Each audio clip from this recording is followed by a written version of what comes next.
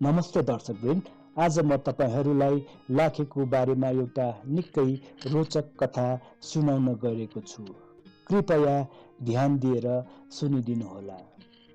धेरै पहिले आजको जस्तो भिडभाडले भरिएको काठमाडौँ अस्तित्वमा आउनुभन्दा अगाडि सम्पूर्ण उपत्यका घना जङ्गलले ढाकिएको थियो। रात परेपछि हावासँगै अनौठा आवाजहरू सुनिन्थे र मानिसहरू विश्वास गर्थे कि जङ्गल र पहाडहरू बीच शक्तिशाली आत्माहरू भौतारिरहेका छन्। त्यही आत्माहरू मध्ये एउटा थियो लाखे। लाखेदेखि सबै डराउँथे।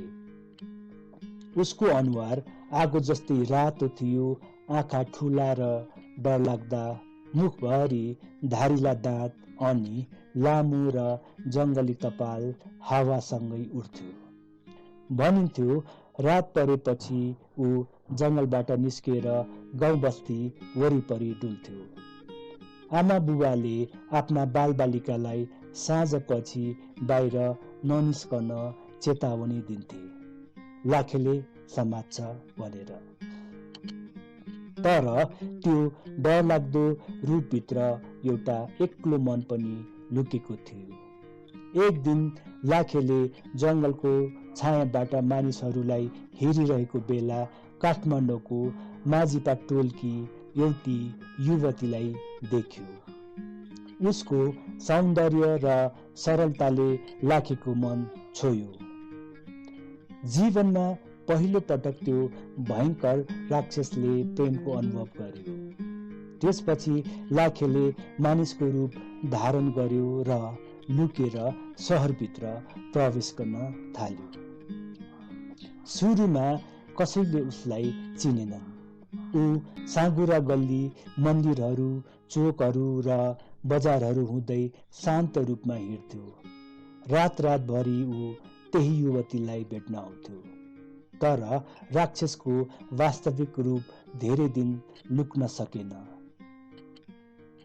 केही समयपछि सहरमा अनौठा घटनाहरू हुन थाले।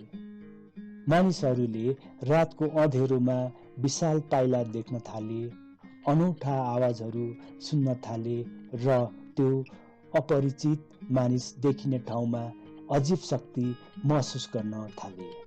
अन्ततः सहरवासीहरूले सत्य पत्ता लगाए। माझीपामा आउने त्यो मानिस वास्तवमा जङ्गलको डरलाग्दो राक्षस लाखे नै थियो।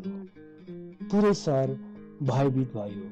मानिसहरूले लाखेलाई समाते र राजादेखि पुजारीहरूसम्मको अगाडि ल्याए। धेरैले उसलाई मार्नुपर्ने माग गरे। तर सहरका बुद्धिमान ज्येष्ठहरूले लाखेभित्र केही फरक कुरा देखे। ऊ सहरमा विनाश गर्न आएको थिएन, ऊ प्रेमका कारण आएको थियो। त्यसपछि एउटा निर्णय गरियो, लाखेलाई सहरमा बस्न अनुमति दिइयो, तर एउटा शर्त सहित। उसले अबदेखि मानिसहरूलाई दुःख दिन पाउने छैन, बरु उसले सहर र बालबालिकाको रक्षा गर्नुपर्छ। अनि हरेक वर्ष इन्द्र जात्राको समयमा ऊ सहरभरि नाच्नुपर्छ, ताकि उसको शक्तिले दुष्ट आत्माहरूलाई भगाओस् र सम्पूर्ण उपत्यकाको रक्षा गरोस्। त्यही दिनदेखि जङ्गलको राक्षस सहरको संरक्षक बन्यो। त्यसपछि हरेक वर्ष इन्द्र जात्राको समयमा लाखे काठमाडौँका गल्लीहरूमा देखिन थाल्यो। दमादम बज्ने धिमे बाजा, झ्याली र परम्परागत सङ्गीतसँगै लाखे उफ्रँदै, घुम्दै, नाच्दै दौडिन्थ्यो। बालबालिकाहरू डराउँदै हाँस्दै उसको पछि दौडिन्थे। उसको अनुहार अझै उस्तै थियो, ठुला आँखा, धारिला दाँत, रातो अनुहार र जङ्गली कपाल।